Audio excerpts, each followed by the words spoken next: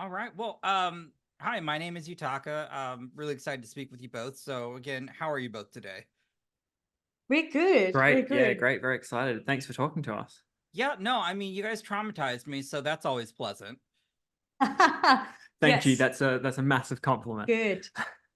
I mean, I'm not gonna recommend everybody else to like watch it on their laptop with the headphones on. I had like the screen this close to my face, and I mean, I just first I'd like to know what gave you this idea. Um, well, yeah, it was a bit of a strange process on this one. Rather than having that kind of typical experience when you're writing a script where you have a particular conversation or, something, you see something that sparks an idea really organically. This was a really different process to Mm, anything we've done before. It was more of kind of like a writing exercise. Because we knew we wanted to make a feature film. And this was going to be our first feature, but we knew that the only way that it was going to happen was that if we kept the budget really low and we kept it really achievable from the script yeah. stage. So we knew that we needed to write the script with a low budget in mind and just make sure that we had that in our minds the whole way through. So basically when it came to coming up with an idea, we just gave ourselves some creative restraints Mm, in terms of, okay, why don't we set this all in one location?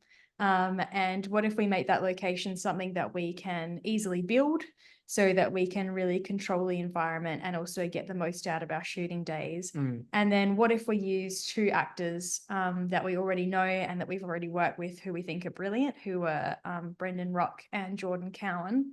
And what if we write around them and we just have two actors, one location, and go from there? So it was kind of, basically like a creative writing exercise.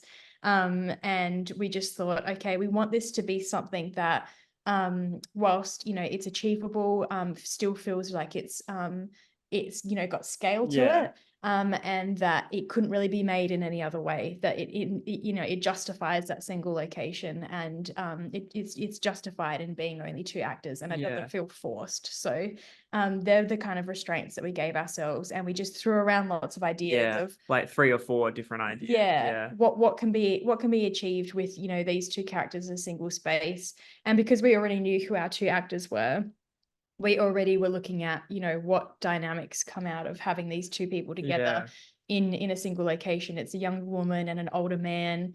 How will that make the audience feel? What will their expectations be of where Yeah. the story goes? Where naturally does your mind go, and how can we play with that? So it wasn't a very organic process. It was actually quite fun because it was like a creative writing exercise. Yeah. And it was super lucky because we went over to Austin Film Festival for a short film. And Mhm. over there, we were really inspired by hearing about a couple of filmmakers, like an original film where they kind of put it together and they made it with friends and family, and that really excited us. And then we flew back to Australia, went straight into the next short film that we had in pre-production, kind of remotely while we were away, and that was with Brendan and Jordan. So we were kind of talking about and throwing around these ideas while editing that short film. So we were watching these Wow. two play, off of each other in scenes and just going, oh, this is really interesting. We were testing that short film on people, and people really responded well to, their performances and them on screen. So we were kind of, it was being inspired by hearing those other stories of the other filmmakers, and then coming back and watching these performances that we were like, this would be really exciting to, from the beginning, write it for these guys and just expand upon this kind of production methodology that we were applying with the short film, and just do a longer kind of version of it, Mm. which was, so it was kind of all just perfect timing for us. I mean, you don't give the audience any time to even collect their thoughts before they're just thrust upon. Like, I also again, I meant to remember his name, but the sound design on this too is Uncan- that Incredible. adds it adds so much to it. But as you said, your actors, like the way they just the chemistry between them, and because as you said, like one location, I was hanging on every word, and I don't think there was anything that I mean, I was just terrified every time each of them started to like really just go into dialogue, because I'm like, I don't know who to trust. Awesome. Awesome. Good. Yeah, I mean, they're the perfect actors to be able to pull off something like that. And because of it being so stripped back, it's, it really wouldn't have worked. It's like it reads really interestingly and really well as a script, but just wouldn't have worked without those two being able to pull it off and pull it off really quickly. We shot this very quickly, and it just came down to they have a lot of theater experience. So Okay. the really dense the dense days where we're going through a lot of pages, a lot of dialogue, Hmm. were actually almost our like catch up on the scheduled days, because they just memorized it and we were just able to run it from start to finish for all those scenes, and we just make little adjustments with each take. But Okay. they were incredible. It's great. Wow. I mean, and also, I love the idea of it being in this one location because it felt very, which I think adds to it, claustrophobic. And I don't feel claustrophobic, but when you can make me feel that watching a film, like again, kudos. And so, how did you all manage to just like do these shots around, you know, in this environment? Thank you. Well, yeah, our incredible cinematographer Max Corkindale came up with so many really interesting lighting ideas. It was very important, even like in script stage, which is kind of why we ended up landing of the 3 or 4 ideas we were throwing around on this Okay. version. This version kind of naturally allowed us, by necessity of the story, to have an ever evolving use of the space. So by, of course, what lenses you choose in that specific space, because we were never actually changing or expanding or shrinking down the set itself. So everything was just done with sound, lighting, different placement of the camera, different lenses. The storyboarding process on this film was really important to us. Mhm. It's really important to us to have a I guess an interesting without being insecure way of using the space and having that evolve with the story from the storyboarding stage. Because when you're just in there and you're just filming in the same space every day, you kind of get lost and you kind of go, are we just filming the exact same shot every time? I So never it thought was of kind of that. great to have the kind of North Star of the storyboards to go back to and go, okay, no, this is different than what comes before it. And here's the intention. When you're running when you're on a really tight schedule and you're getting a specific dolly shot that's going down a hall with no one in the hall, it's easy for everyone to go, is this the best use of time? So to be able to go back to the storyboards and going, here's the feeling that we're hoping to get from the audience if they are engaged and leaning in. This is why this is vitally important to get this seemingly very simple shot. Again, knowing how much the sound is going to have to do with it. And then a lot of the feeling of claustrophobia was really enhanced, of course, by the sound in general and the Hmm. sound of the storm, but even stuff like the creaking. Duncan went through and every footsteps creak was customized. There's no repeats. Yeah. We were doing like feet acting in some bits, because in some bits it would be like, oh, that's a bit too distractingly creepy or creaky. Apologies.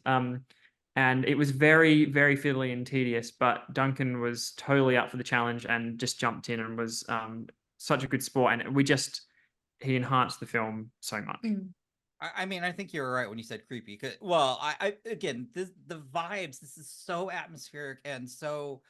I think the best way for me to say after I was finished watching it, it was just so unsettling. Awesome. And that's why I mean that's why I love horror. I love to be terrified, and I was just like, huh. Well, I'm gonna make sure check the lights, in my house because it was just very like, gosh. Now I'm thinking in my house, I'm like, I got plenty of like, where could somebody be hiding? Where in this, and there I'm like, where can you hide or where? Oh, you guys really just And make and me. that's the great fun thing about, using the concept visually of just turning off the lights in a film to your advantage of just our imaginations as an audience member. There's nothing in the corner, Yeah. or there's something mostly hidden in the corner, but your imagination expands on it. And then, as you said, if you've been engaged in the film, which is obviously the hope, then you look around your own environment in the dark, and that's Yeah. the best feeling in it, isn't it, when you're feel like you can't go to sleep that night. And that's part of the beauty and the allure of horror for us. Especially when you're working with a low budget, is it's one of those genres where you don't need, big expensive sequences with, stunt drivers and, helicopters and all that kind of stuff. You can shoot a horror in your own home and make it utterly terrifying by using darkness and sound. And it's something that was a great lesson for us and a great experience for us. And I think in horror, less is more. And it's something that, really drew us to it, because you can merge great acting and drama and dialogue with, some cool visual sequences and some creative sound, and make something feel much grander in scale than it actually is. So that was certainly part of the allure for us and what we love about this genre. Yeah. I will say, if I had seen this in theater, I could tell you I would have been like trying to pull up like the hands, or like it was just something, the lighting too, that you guys throughout the course of the film, as it continues to just at a certain point, just felt like somewhat of a fever dream. I wasn't sure what I could trust. I really was like, oh man, they're doing a damn good job. So thank you so much. I would love to know, just from both of you, what are some of what inspired you to get into horror, at least for this? Well, we're kind of like latecomers to horror. Yeah. We were people who are really into thrillers, absolutely love thrillers, and Thriller was our gateway. Yeah, it's our gateway drug into horror. We both bonded over the fact that we love Fincher and all of his films, and how he's able to hold tension and suspense. Utterly obsessed with him.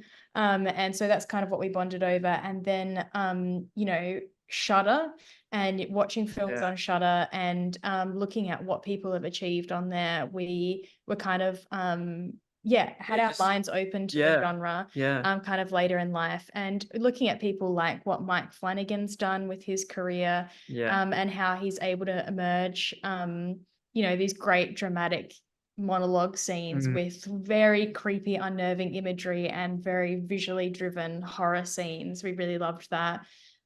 We loved watching films like The Lighthouse, which was psychologically scarring, funny, bizarre, and that also felt like a bit of a fever dream, that film. And we loved the atmosphere in that movie, and how he was just able to create this like really isolated world, and through sound and really cool creative music, was able to kind of like transport you to this isolated bubble of a world. So that was a film that we kind of went back to several times in post-production when we were looking at sound and what's achievable through sound, that we really, really loved that. We also watched and adored It Comes at Night, and everything that Trey Edward Schultz has done in terms of his career and his methodology behind what he does. We loved how he made a micro-budget Krisha with his family and in his family home, and then went on to make It Comes at Night, which was wonderfully contained, really suspenseful and unnerving, and largely takes place in one location. So we just kind of we did our homework and looked at lots of single location films or very contained films in general, and really looked at what we liked about those and tried to borrow that and use that in our own film. And I will say we didn't go back to it for this specific film, but The Babadook is something that was made in South Australia, where we're from. So default, we obviously love The Babadook because it was made here, and we know lots of people who are on the crew. But watching that, when that came out, was definitely one of the first moments where you really make the connection. You can wrap incredible drama, incredible acting, incredible writing. You can wrap it in all the fun genre tools that horror allows for, to kind of have the hybrid of best of both worlds of again, the visual tools that a bigger film brings with the intimate drama of a character-led film. And that is what modern horror is right now, isn't it? It's crashing together. So it's kind of the best of both worlds. Well, I just want to thank you both for taking the time to speak with me. I really did enjoy this, and kudos again, your first full-length feature, and you achieved this. So I'm excited that it's on a platform like Shudder, just because I know that means it's got a huge audience. But Yeah, excited. yeah, I'll send you my therapy bills from just after watching this. All right, all But right. you guys, bravo. So again, thank you so much. Thank you you so so much. much. Thanks so much for your time. Lovely to talk to you.